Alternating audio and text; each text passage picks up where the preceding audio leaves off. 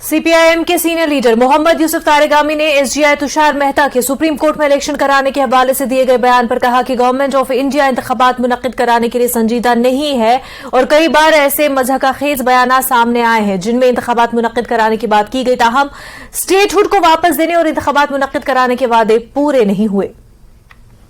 चुनाव होंगे तब जब कोई उनको बताएंगे क्या वोट के बगैर आप सरकार बनाएंगे, वो नजूमी उनको मिलता नहीं है। जब मिलेगा उस वक्त वोट कर लेंगे, इलेक्शन कर लेंगे।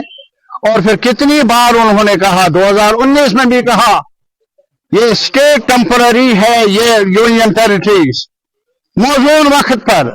अब वो मौसम फिर किसी नजूमी से पूछना होगा कौन सा मौसम गवर्नमेंट ऑफ इंडिया को रास आता है, और शायद वो मौसम 2024 में पता चलेगा। शायद मौसम में बदलाव आ जाए और फिर उनको रास्ता आएगा। जम्मू कश्मीर से बीजेपी के इंचार्ज आशीष सूद ने महबूबा मुफ्ती के जड़ेगा भारत जीतेगा इंडिया नारे पर सख्त रद्दमल का इजहार किया। महबूबा मुफ्ती नारा लगा रही हैं, जुड़ेगा भारत जीतेगा इंडिया।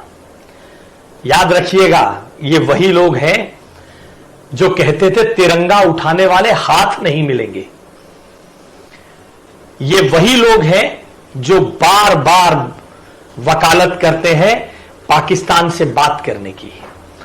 आज INDIA अपने अलायंस को, जिसके पीछे, जिसके साथ यूपीए राज की करप्शन की, देश के तोड़ने की, देश की बाहरी सुरक्षा को खतरे में डालने की, बाहर के मुल्कों के सामने देश की एक कमजोर छवि पेश करने की जो दाग है, उससे बचने के लिए अपने आप को INDIA को इंडिया कहकर आज कहने आए हैं, जुड़ेगा भारत जीतेगा इंडिया। इंडिया हमेशा जीतेगा महबूबा मुफ्ती जी, इंडिया हमेशा जीतेगा अपने 140 करोड़ देशवासियों की ताकत के साथ, उनके सामर्थ्य के कारण, आप लोगों के कारण नहीं। आप अपने भ्रष्टाचार को छुपाने के लिए कुछ भी नारा लगा लीजिए, देश की जनता अब आपको जान चुकी है, उस दिन को अच्छी तरह जानती है जब आपने इस देश का तिरंगा उठाने वाले हाथ न बचने की कामना की थी।